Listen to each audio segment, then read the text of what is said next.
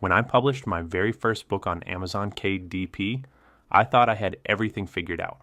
I hit publish, sat back, and waited for the sales to roll in. But instead, I got silence. Crickets. That's when it hit me. There were so many things I didn't know about self-publishing that cost me time, money, and a lot of confidence. If you're planning to publish your first book, listen closely. Because today, I'm sharing the 5 things I wish I knew before publishing on Amazon KDP. These are lessons from my mistakes that almost sank my first book, but also lessons that completely changed how I approach publishing today. Most beginners believe success on KDP is just about writing a good book, but the truth is, there are hidden traps, things like keywords, covers, pricing, and launch strategy that can make or break your results. So if you've ever wondered why your book isn't showing up in search, why it looks unprofessional next to others, or why sales aren't growing even after all your effort, stick around. I've got answers. And before we dive in, make sure you subscribe to Audiobook Studio so you don't miss more self-publishing tips that can save you time and help you earn more. The very first mistake I made was completely underestimating the power of keywords and categories. When I uploaded my first book, I honestly just guessed and threw in some random words that sounded right. Big mistake. Here's the truth. Amazon is a search engine, just like Google or YouTube. If you don't tell it exactly what your book is about, it won't show it to the right readers. And trust me, if your book isn't visible, it doesn't matter how good it is. Nobody's going to find it. I wish I had known that choosing the right keywords is like putting up a giant neon sign that says, "This is exactly the book you've been looking for." And categories are just as important. I picked categories that were way too broad and ended up competing against best-selling authors with massive followings. What you should do instead is research. Use keyword tools, look at the top-selling books in your niche, and pick categories that are competitive but not impossible to rank in. That one step alone could have doubled the visibility of my very first book. These are my Amazon ACX earnings. What most people don't realize is that I run highly effective ad campaigns that consistently boost my results, like the one you're seeing right here. If you'd like proof beyond this, check out my shorts where I show more of my earnings directly from my bank account. And if you already have an ACX account, or you're thinking of starting, this is the perfect time. My contact link is in the description. Send me a message today, and let me show you how to scale your earnings the smart way. The second mistake I made was believing the inside of the book was all that mattered. I spent weeks polishing the content, but when it came to the cover, I just threw something together with free software and called it a day. The problem is, readers do judge a book by its cover. In fact, your cover is often the very first thing that decides whether someone clicks on your book or scrolls past it. And mine. It looked more like a school project than a professional book. What I wish I knew is that your cover isn't just decoration, it's marketing. A strong cover tells readers exactly what your book is about, who it's for, and why it's worth their time. It builds trust before they've read a single word. So my advice, don't skimp here. Whether you hire a designer, buy a pre-made cover, or use pro-level templates, make sure your cover matches the standards of your genre, because if your book looks amateur, it's going to sell like one.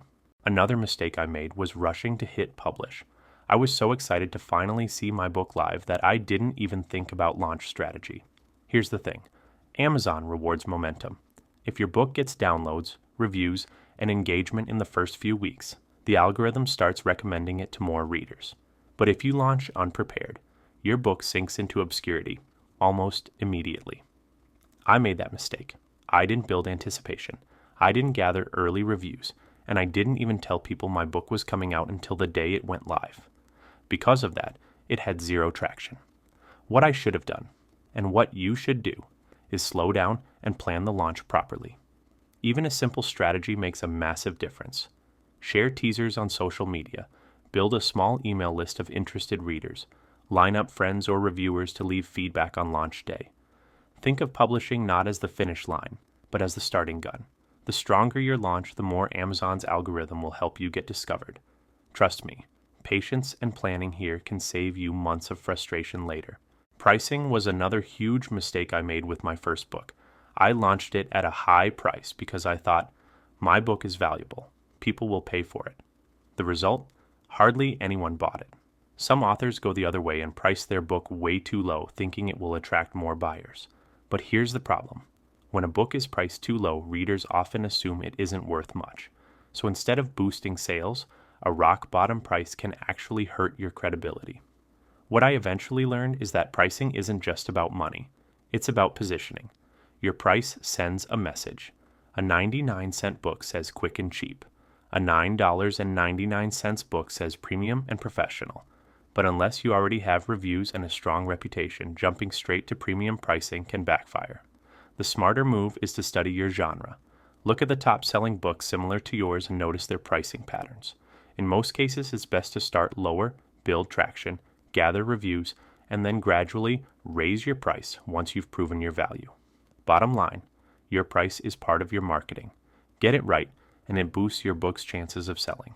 Get it wrong, and it won't matter how good your content is. The last mistake I made, and probably the biggest one, was thinking that once I hit publish, the hard work was over. I honestly believed Amazon would just magically promote my book, and readers would come flooding in. Spoiler alert, they didn't. Here's the truth. Publishing your book is only half the job. The other half is marketing. If you don't actively promote your book, it's going to get buried under the millions of others already on Amazon. The good news? Marketing doesn't have to be complicated or overwhelming. I wish I'd known that consistent small steps can make a huge difference. Running simple Amazon ads, posting short-form content on social media, building even a small email list, or reaching out to podcasts and blogs. These are all ways to keep your book alive and in front of readers. So, let's quickly recap the 5 things I wish I knew before publishing my first KDP book. Keywords and categories make your book visible. Covers sell books before the words ever do. A strong launch sets the tone for your success. Pricing is positioning, not guessing. Marketing doesn't stop once you hit publish. If you avoid the mistakes I made, your publishing journey will be so much smoother, and your books will stand a much better chance of actually reaching readers.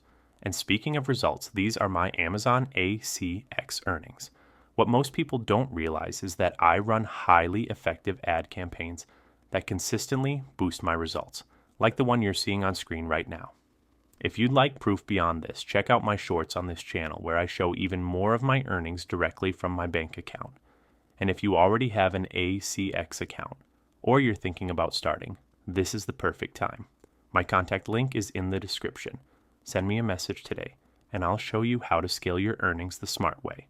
And if you found this video valuable, hit the like button, drop a comment with your biggest takeaway, and don't forget to subscribe to Audiobook Studio for more real strategies to grow your self-publishing business.